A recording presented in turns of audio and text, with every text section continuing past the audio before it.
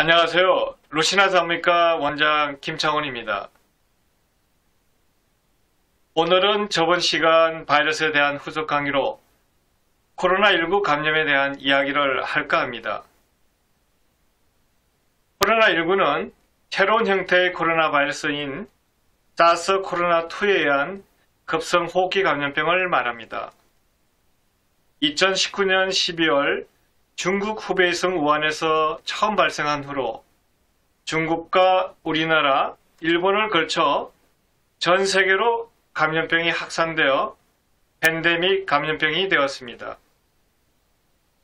지금도 우리나라를 비롯한 미국, 유럽, 그리고 전 세계는 코로나19와 힘겨운 전쟁을 하고 있는데요.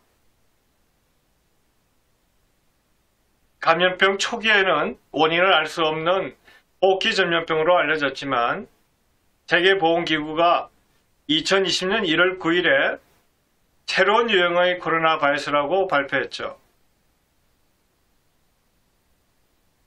또한 국제바이러스분류위원회에서는 2003년 유행한 사스, 즉 중증급성 호흡기 증후군과 비슷하기 때문에 병원체 이름을 사스 코로나2라고 붙였습니다. 그리고 공식적인 감염병 명칭은 영문으로 코비드-19, 우리말로는 코로나19라고 부르죠. 여기서 CO는 코로나, VI는 바이러스, D는 디지즈, 19는 신종 코로나 바이러스 발병이 처음 보고된 2019년을 의미합니다. 세계보건기구는 유전체 염기설 조합을 기반으로 S, V, G, GH, GR, L, 기타 등 7개로 분류하고 있는데요. 처음에 나타난 우한 바이러스는 L로 분류하고 그 이후 S와 V 그리고 G그룹이 나타났으며 그 이후에는 G그룹의 비중이 점차 증가하면서 GH와 GR로 세분화됐습니다. 국내에서도 처음에 S그룹이었다가 대구 신천지 교회발 집단 감염은 V그룹이었죠. 하지만 유럽, 미국, 남미 등 전 세계로 확산되면서 G, GR, GH 그룹이 주로 유행하고 있는데요. G 유형은 614번째 있는 아미노산, 아스파트산이 글리신으로 바뀌는 변이가 일어난 것으로 우리나라도 이태원발 집단 감염 이후에는 코로나19 바이러스는 대부분이 GH 유형이라고 합니다.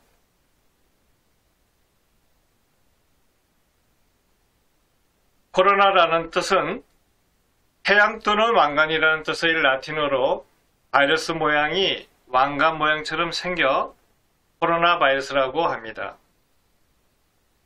이 바이러스는 그 종이 다양하고 숙주에 따라 호흡기와 소화기 감염병을 일으키는데요. 코로나 바이러스는 바깥 단백질 외막과 그 속에 RNA를 가진 바이러스로서 단백질 외막에 특이 항원을 가지고 있죠.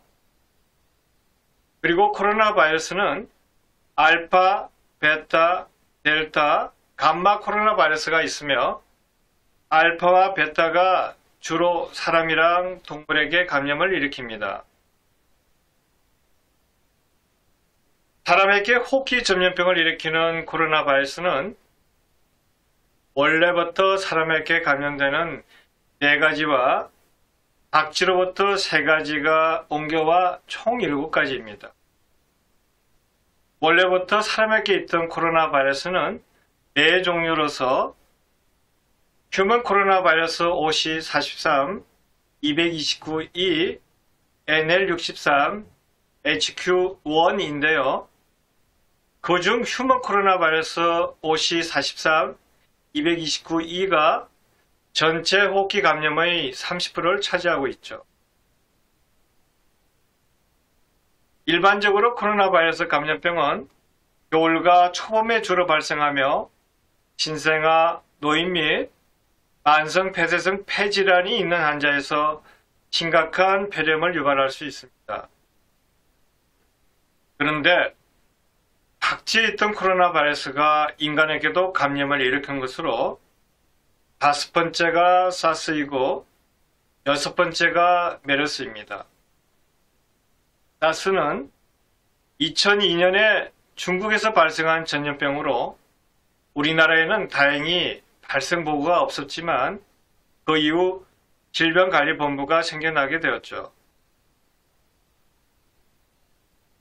6번째는 메르스 감염병으로 2012년 사우디에서 발생했기 때문에 중동호흡기 증후군이라 하는데요. 박쥐의 코로나 바이러스가 중간 숙주로 낙타에 감염되었다가 다시 사람에게 옮겨온 것입니다. 메르스는 25개 나라에서 1167명이 감염되어 이 중 479명이 사망하였습니다.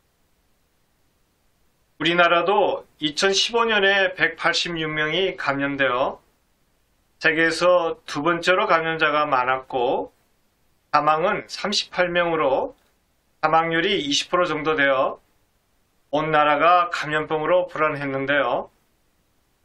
다행히 지역 감염보다는 주로 병원 내에서 감염이 되어 짧은 시간에 사멸되었죠. 그 이후 우리나라는 방역과 음압치료 그리고 인공호흡기 보급이 늘어나 감염병에 대한 대비가 좀 더 철저해지게 되었습니다.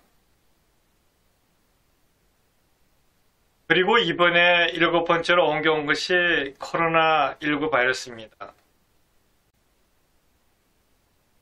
코로나 바이러스는 베타 코로나 바이러스이며 유전체 분석을 해보면 염기 서열이 박쥐의 코로나 바이러스와는 89.1%, 사스와는 77%, 메르스와는 50%, 그리고 사람 코로나 바이러스 사종과는 40% 정도 일치하는 것으로 나옵니다. 코로나19는 처음에 중국의 후베이성 우한에서 시작되었으며 2019년 12월에 중국이 처음으로 사스와 비슷한 새로운 인수 공동 감염병이 생겼다고 발표를 하였죠. 그 이후 각자들은 진원지인 우한의 하난수산시장을 주목하게 되었는데요. 우한의 하난수산물시장은 수산물뿐만 아니라 야생동물을 판매하는 곳입니다. 이곳에서는 설치류, 파충류, 조류, 박쥐, 천상갑 등 동물이라면 안 파는 것이 없을 정도로 모든 동물이 모여 있어 각 동물에 있던 바이러스들의 공간 이동이 가능한 곳이죠. 2002년 사스도 처음 발생한 곳이 중국 강저우시의 야생동물 거래시장이었는데요. 박쥐에 있던 코로나 바이러스가 중간숙주인 사양 고양이에게 감염된 뒤 사람에게 옮겨온 것이 사스입니다. 코로나19도 박쥐의 코로나 바이러스가 인간에게 옮겨온 것으로 중간숙주로는 천상갑이라고 추정하고 있는데요. 천상갑은 자양강장 효과와 비듬의 효과가 있다고 하여 중국에서 밀매가 왕성한 동물입니다. 코로나19처럼 동물에 있던 바이러스가 인간에게 옮겨와 감염을 일으키는 것을 인수 공통 감염병이라고 하죠. 인수 공통 감염병은 사람에게 없던 신종 바이러스로서 사람은 이에 대한 면역 체계, 즉 방어력이 없기 때문에 무자비하게 바이러스의 침공을 당하게 됩니다. 사스, 메르스, 신종플루, 그리고 이번에 인류에게 심각한 위협을 가하고 있는 코로나19까지 신종 바이러스가 주기적으로 발생하고 있는 이유가 무엇일까요? 네, 전문가들은 인간이 야생동물의 거주지를 파괴하여 바이러스가 서식하는 숙주가 없어지게 됨으로써 인간에게로 옮겨놓은 것이라고 합니다. 인간에게 치명적으로 해를 입히는 바이러스들은 열대 산림에 있는 박쥐나 원숭이 같은 동물 사이에 널리 퍼져 있는 바이러스들입니다.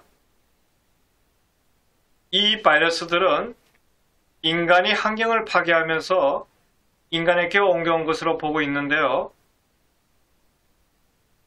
그 중에서도 유독 박쥐에 살던 바이러스가 인간으로 많이 옮겨오고 있습니다. 코로나19를 비롯해 사스, 메르스, 에볼라, 니파, 광견병 등도 박쥐로부터 유래된 바이러스로 알려져 있죠.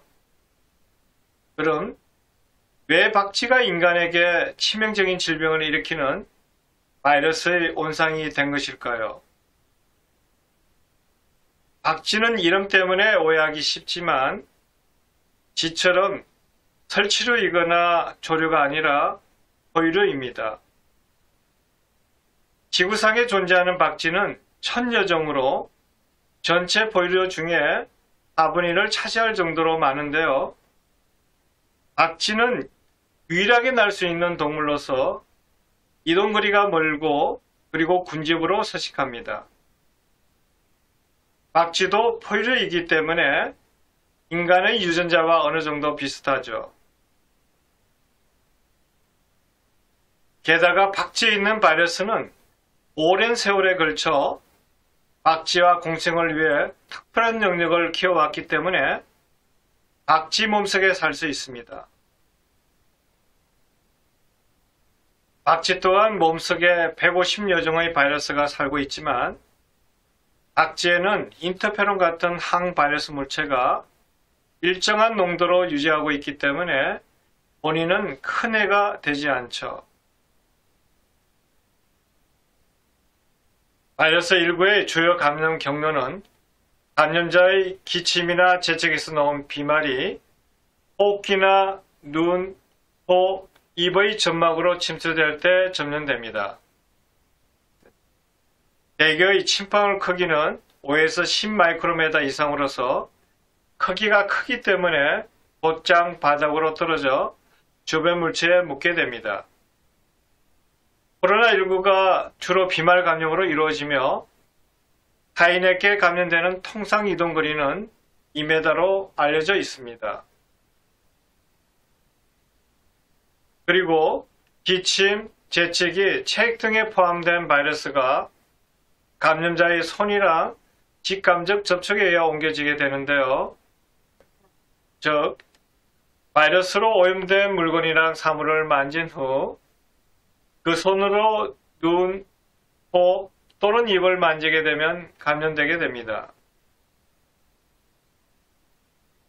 코로나19에 감염이 되면 약 이틀에서 14일의 잠복기를 거친 후 발열과 근육통, 피로감, 그리고 기침 및 호흡곤란 등의 호흡기 증상이 나타납니다. 증상이 없는 무증상 환자나 그저 열만 나는 사람도 있는데요. 하지만 폐렴으로 입원 치료를 하는 경우 산소호흡기를 사용해야 하거나 간혹 안타깝게 사망하기도 합니다. 호흡기 바이러스인 인플루엔자처럼 노약자나 기저질환이 있는 환자에서는 폐렴이랑 사망하는 일이 잘 생기게 됩니다. 호흡기 바이러스인 인플루엔자처럼 노약자나 기저질환이 있는 환자에서는 폐렴이랑 사망하는 일이 잘 생기게 됩니다. 세균이나 진균은 인체가 감염에 대항하여 만들어낸 물질이나 증가하는 면역세포를 혈중에서 확인하여 감염 여부를 알 수 있습니다. 필요시 검체 배양을 통해 원인 병원체를 확인하는 것도 가능하죠. 하지만 바이러스는 감염 시 인체에 나타나는 증상이랑 징후가 특징적이지 않기 때문에 배양으로도 확인이 힘든데요. 따라서 검체에 바이러스를 검출하는 방법이 필요한데 분자 생물학적인 방법이 유용합니다. 그래서 코로나19는 분자 생물학적 방법인 PCR을 사용하여 진단하는데요. PCR 방법은 중합효소라는 효소를 이용해 바이러스 유전물질을 정폭시켜 검출하는 검사법입니다. 처음에는 PCR 방법과 염기서열 분석까지 하여 하루에서 이틀 걸렸지만 그 이후 코로나19의 특정 부분을 검사하는 리얼타임 PCR 방식 검사를 하여 6시간 이내 결과를 확인할 수 있습니다. 2020년 11월 11일부터는 30분 만에 코로나19 감염을 신속하게 진단하는 진단키트가 나와 검사를 하고 있습니다. 아직은 특별한 치료가 없고 수액 보충, 해열제 등 보존적 치료를 합니다. 2차 감염 예방을 위해 항생제를 사용하기도 하는데요. 치료제로는 아지스로마이신, 레보프로삭신, 타미프루를 사용해 보지만 효과가 적어 아직은 치료 효과가 있다고 할 수가 없습니다. 코로나19 치료제로 시각장애 허가를 받은 것은 렘데시비르가 유일하지만 우리나라의 셀트리온의 레키노라는 치료제 허가를 기다리고 있죠. 그 외 여러 개가 승인을 기다리고 있지만 환자에 따라 쓰기 때문에 완벽한 치료제가 나오려면 시간이 걸릴 것으로 예상됩니다. 항체 치료제가 개발 중이며 2020년 12월부터 영국을 시작으로 백신 접종이 시작되고 있으며 우리나라도 2021년 2월에 접종을 시작할 것으로 예상됩니다. 바이러스를 예방하는 데 가장 중요한 것은 마스크 쓰기와 손 씻기입니다. 기침이나 재채기 또는 코를 풀었을 때도 손을 씻어야 하고요. 특히 외출하고 돌아와서는 반드시 손을 씻어야 합니다. 외출 시에 공용 화장실이나 엘리베이터 그리고 공공장소에서 사물에 접촉이 있었다면 손을 손위생제로 닦거나 씻는 것이 필요합니다. 코로나19 바이러스 감염을 예방하기 위해서는 손 씻기가 중요하며 비누와 물로 30초 이상 손을 깨끗이 씻는 것이 중요한데요. 비누로 충분히 거품을 내어 여러 번 물로 헹구면 피부 표면에 있는 바이러스를 효과적으로 씻어낼 수 있습니다. 그리고 종이 타올로 물기를 닦고 수도꼭지를 잠근 후 가능하면 손소독제를 사용하여 한 번 더 철저히 해주는 것도 도움이 됩니다. 아직도 전 세계는 코로나19로 인하여 질병과 죽음, 정신적인 고통, 그리고 경제적으로도 많은 피해를 받고 있죠.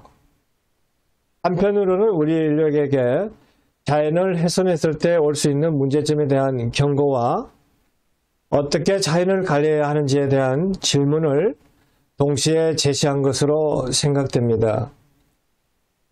세계보건기구는 2018년 보고서에서 인류가 처한 이러한 위협을 질병 X, 즉 디지즈 X라고 명명했습니다. 언제든 예상치 못한 질병이 올 수 있다고 미리 질병을 정해놓은 것이라 볼 수 있죠. 따라서 코로나19도 이에 대한 하나의 감염병으로 볼 수 있는데요.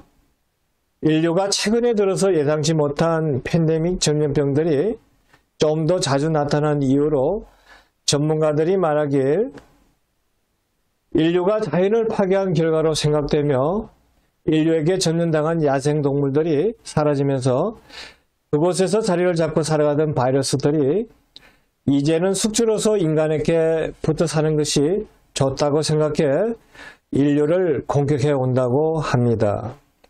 아직도 코로나19로 인하여 질병과 죽음 그리고 공포 등으로 정신적인 고통이 심한 시기입니다.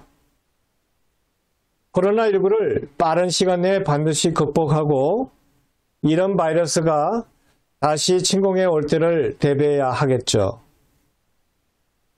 코로나19가 빨리 사멸되어 예전에 활기차고 건강한 일상생활로 돌아가기를 희망해 봅니다. 그러기 위해서는 코로나 백신 접종으로 집단 면역을 형성해야 하겠죠.